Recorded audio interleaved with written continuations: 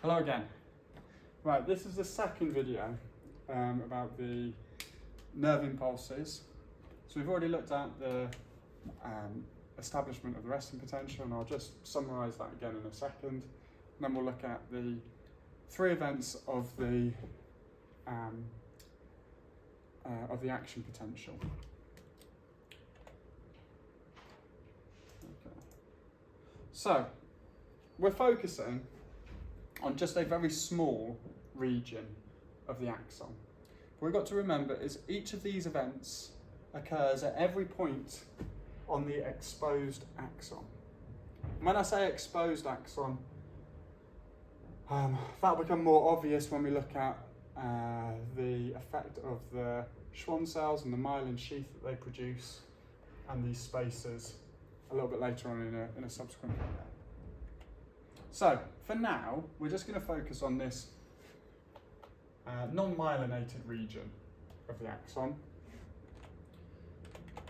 where we have a number of proteins which control the potential difference across the membrane. Now, we've talked about some of them already. So we've talked about the sodium-potassium pump actively transports 3 sodium out for 2 potassium ions that come in.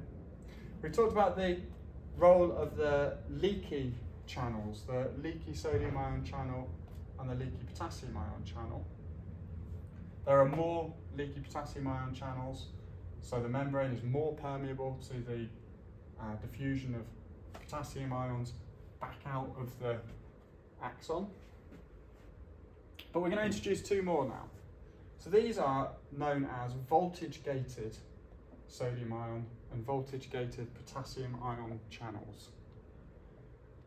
Now the voltage-gated bit here isn't absolutely necessary. Okay? In the AQA exam, you don't need to refer to the voltage-gated channels, but it is good practice, and I think it helps distinguish between these 4 different types of channel. Now the reason they're called gated is because they can open and close. And what do we think they open and close in response to? Of course, changes in the voltage, which is all to do with the movement of ions. And that's what we're going to explain now. Okay, so before we do that though, let's just reiterate how that resting potential has been established. We say the resting potential has a potential difference of minus 70 millivolts. The membrane, the inside of the membrane is more negative compared to the outside. The sodium-potassium pump, using ATP, or the energy from the hydrolysis of ATP, actively transports 3 sodium ions outside the neuron, out of the membrane, or out through the membrane perhaps, for every 2 potassium ions that it moves into the axon through the membrane. Okay. The leaky channels, sodium ions are able to then diffuse down their concentration gradient through the leaky sodium ion channels. But because the membrane is more permeable to potassium ions diffusing back out than sodium ions diffusing in, we accumulate more positive charge on the outside. So the inside is negative relative to the outside. This is only possible because the sodium-potassium pump creates this higher concentration of sodium ions outside and potassium ions inside. Okay, the previous video goes into this in a bit more detail if you want to watch that to remind yourself. So, let's move on next to the action potential. We can assume the sodium-potassium pump and those leaky channels are still doing the same job as ever. In fact, the sodium-potassium pump is always pumping as long as there is sufficient ATP. Sodium-potassium pump will be exchanging ions. The leaky channels, they're always open. Those concentration gradients always remain, so some sodium is diffusing back in, a lot more potassium is diffusing out. But we're now going to look at how the membrane potential is reversed. Okay, so in some questions, it will ask you to describe the processes involved in depolarization. It might use the term reversal of charge. It might talk about the movement of ions producing the action potential. All of these are sort of euphemisms for the same 2, possibly 3 concepts. So,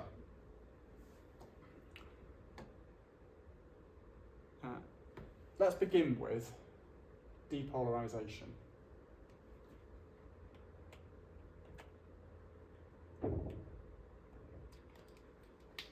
We know, due to the establishment of the resting potential, that there is a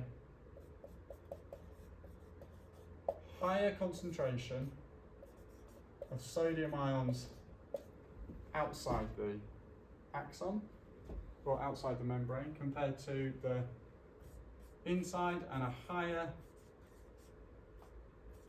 concentration of potassium ions inside. All of this is established through the sodium-potassium pump and the leaky channels. When an impulse arrives at this particular part of the membrane, so we've got to imagine we've got this is a motor neuron. At the end, we've got the cell body with the dendrons or dendrites, and at the other end, the axon terminus. We are focused on just one region of the membrane. An impulse will always be transmitted from the cell body towards the axon terminals. Okay, so, or from the dendrites, really. I suppose they begin in that direction. So we can imagine that the action potential is travelling along the membrane. I'm going to do a little bit more on the transmission of action potentials later.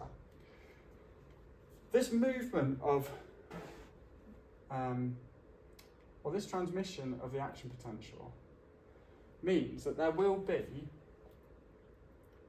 an increase in the concentration of sodium ions inside the axon. This causes some of these channels. These, remember, are the voltage gated sodium ion channels.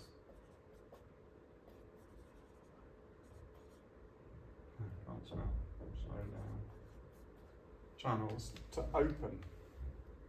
So, during the resting potential, these voltage gated sodium ion channels are closed. Let's draw a little gate over the top there. But as this action potential is transmitted along the membrane, there will be an increase in the sodium ion concentration inside the axon. And these voltage-gated sodium ion channels are stimulated by that. They respond by opening. So the channel becomes open, and now sodium ions diffuse rapidly from the outside to the inside. And this triggers a positive feedback, causing more voltage-gated sodium ion channels to open in that region. More ions diffuse in.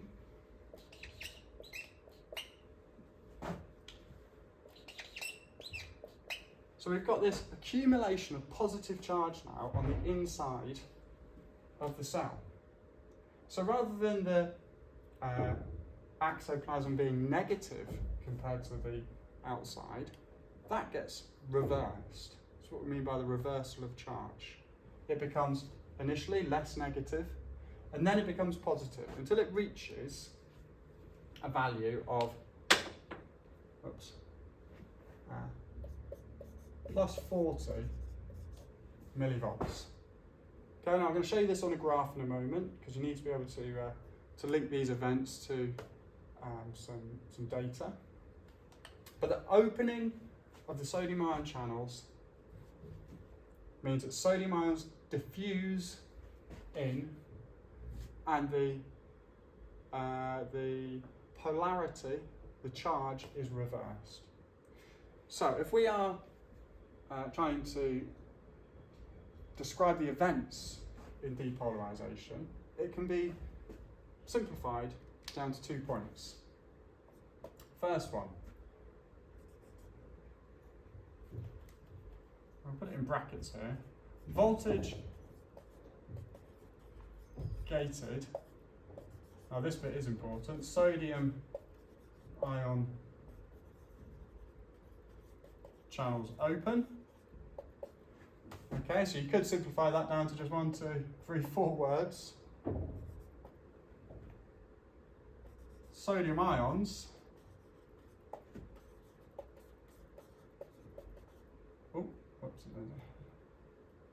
diffuse in. I mean, it's that simple. Okay, so this is depolarization. Or, a bit of a euphemism for that, you might say the reversal of charge, or the redistribution of ions, something like that. But this is depolarization. Okay, so you might want to pause your video now and make a little note of that. I'm just going to wipe this off and we'll look at what happens next.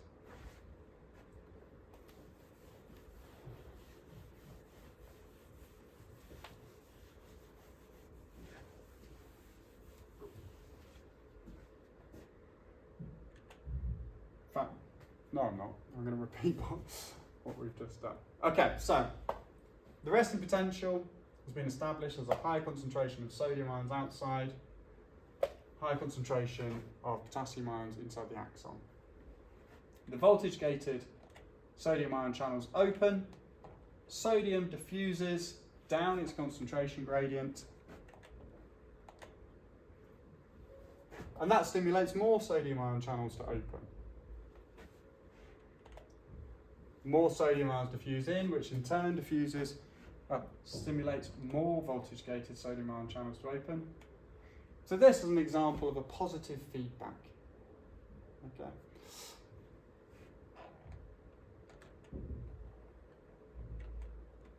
The membrane changes from minus 70 millivolt potential difference to plus 40.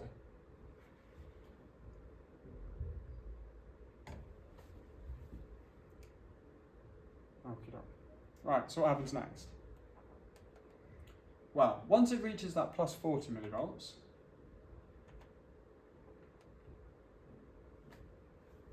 these voltage-gated sodium ion channels will close. Okay, so at plus 40 millivolts, the voltage-gated sodium ion channels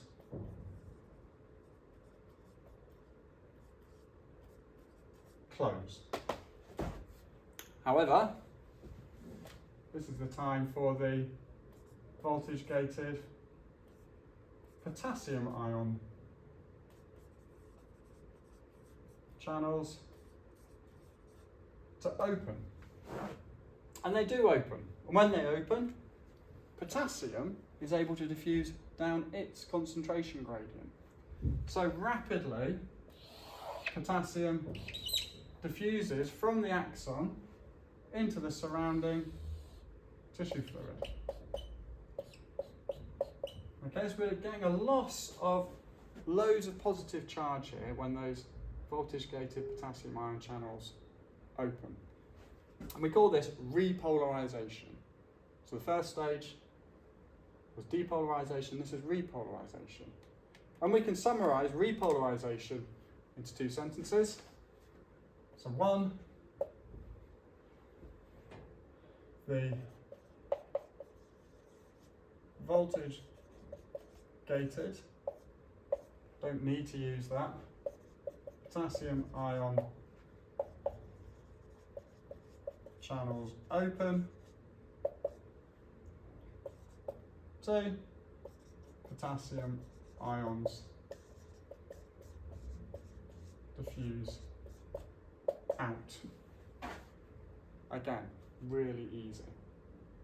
Okay, so if it's a question about repolarization, it might well be 2 marks. It might just be 1. You might need to say all of that for 1 mark.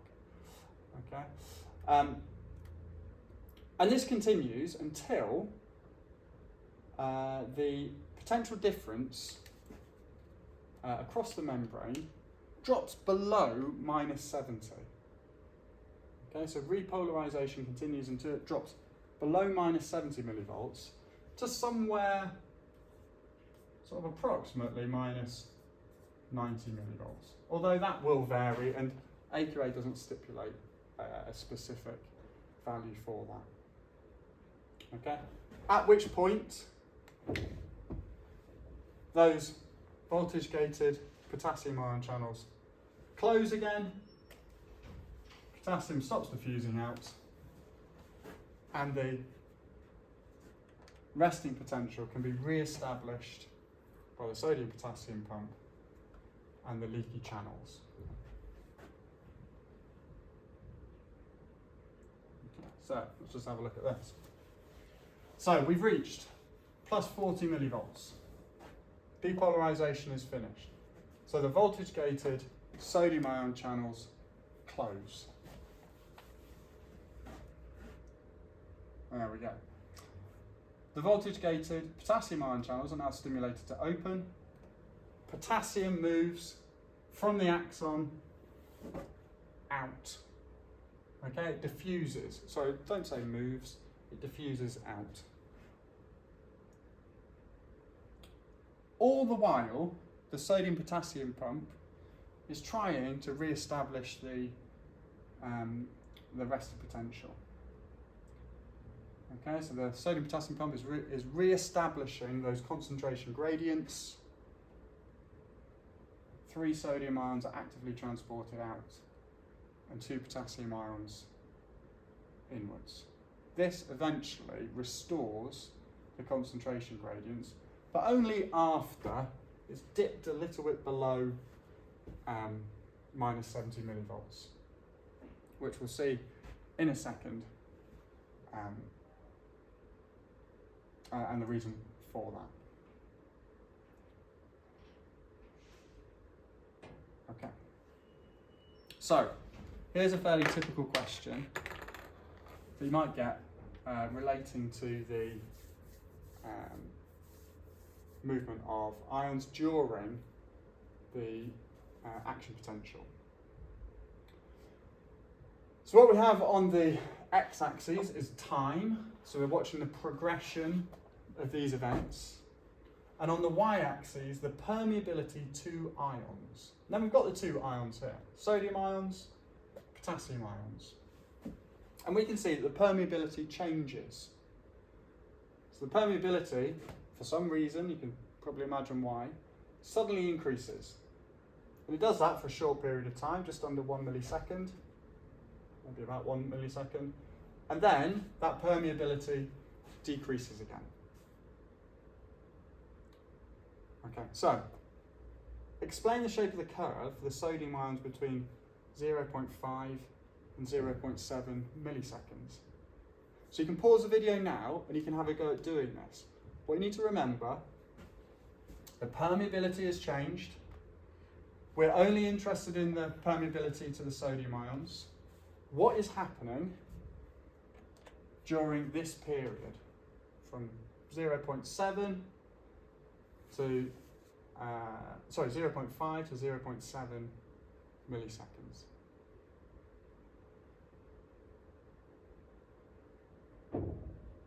Okay, I'm hoping you have a go at that yourself, but I will try to explain it now.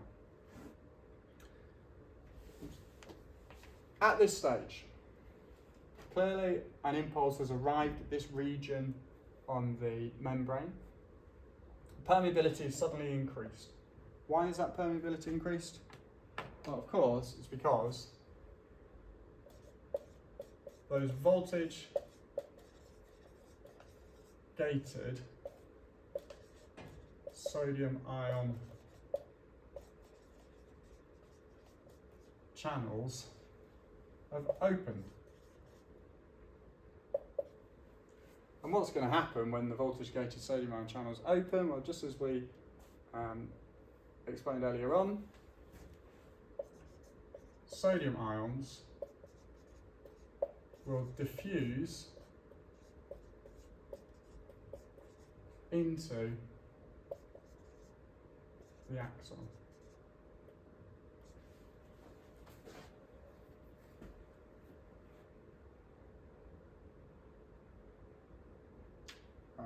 Why do they diffuse in? Well, because the resting potential had established a higher concentration of sodium ions outside than inside.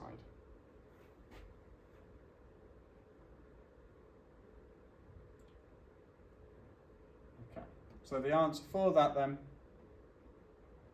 as we said, voltage gated sodium ion, and you can see out here how important it is to include ion.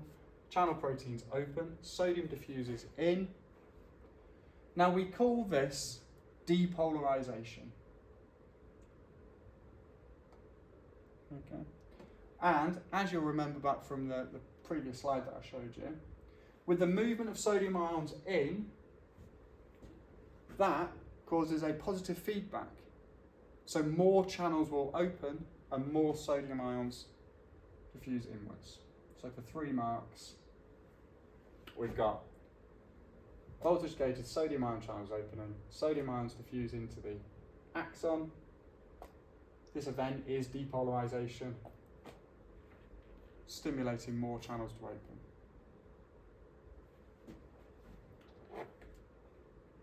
Okie doke.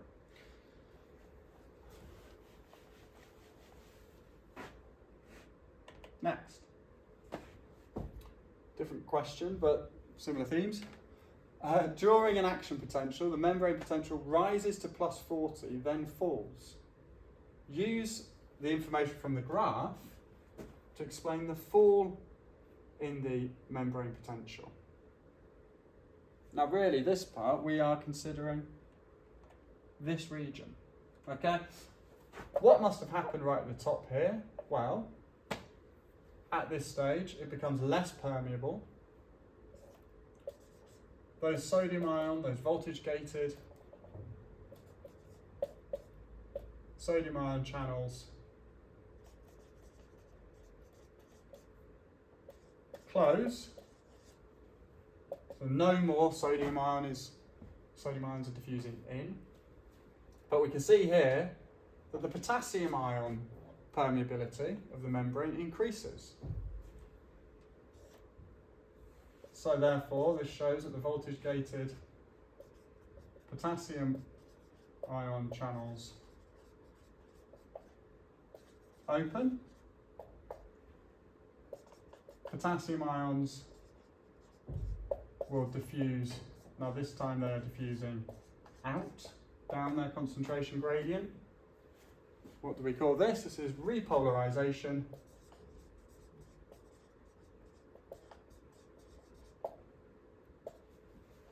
Causing this fall in the membrane potential.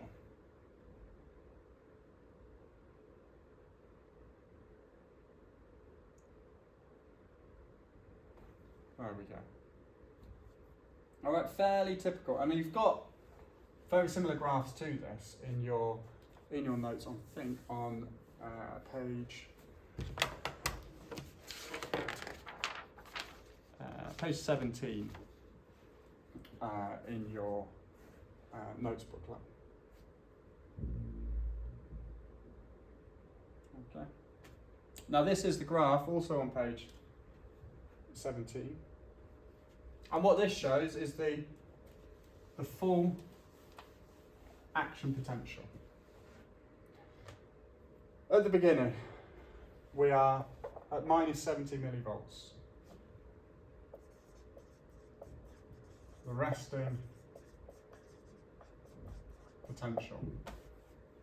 Why does the depolarisation occur? Well, those voltage-gated sodium ion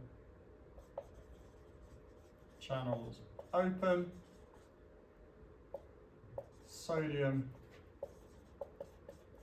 diffuses in. That accounts for, well, first, from the membrane potential to go from -70 to 0, so it becomes less negative, and then up to +40. At +40, what's happening? Well, those voltage-gated sodium ion channels close, and repolarisation, the voltage-gated potassium ion channels open. Potassium diffuses out, and we get a fall. Becomes less positive, then becomes negative, and as I said, it drops below -70 millivolts. Where it's below that -70 millivolts, we call this hyperpolarisation.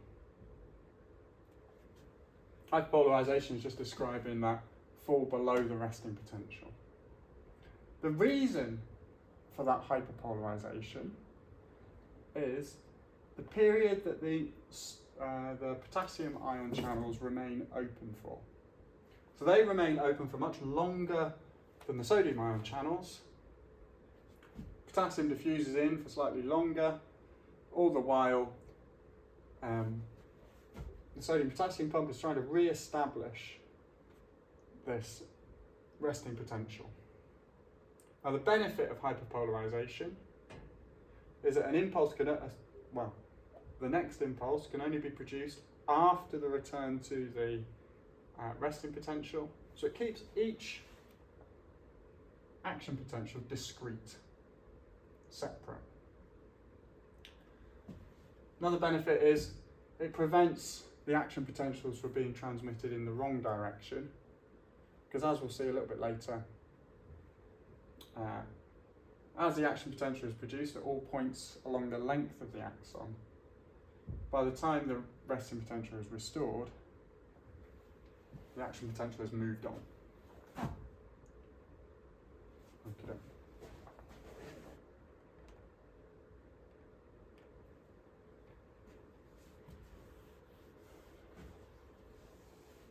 So, here are just some examples from your workbook. Page 20, question 9.5.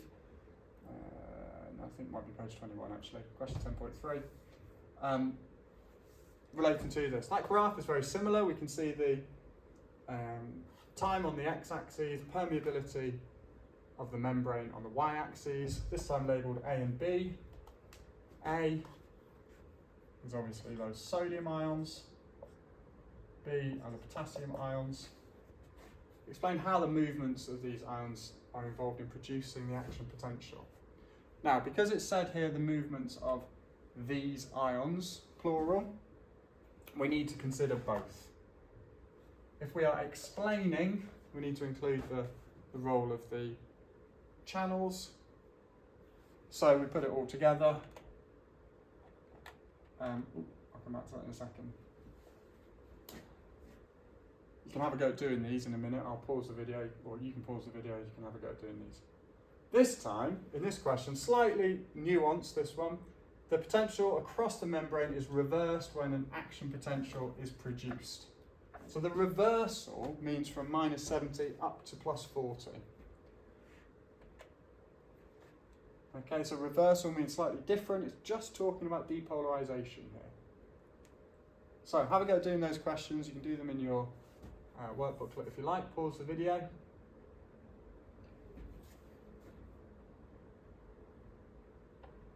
Okay, we're back on. For 9.5 then, the voltage-gated sodium ion channels open. Sodium ions diffuse in. We can see that here. First, the membrane becomes more permeable to sodium ions, as these sodium ion channels open. Then the membrane becomes more permeable to potassium ions. The potassium ion channels open, potassium ions diffuse out. Just draw your attention to this. You can see the period that those potassium ion channels are open is much longer than the sodium ion channels, and that explains that dip below, the hyperpolarisation. For this question, much more straightforward. It's amazing you get 2 marks for this, really. Voltage gated sodium ion channels open, sodium ions diffuse in.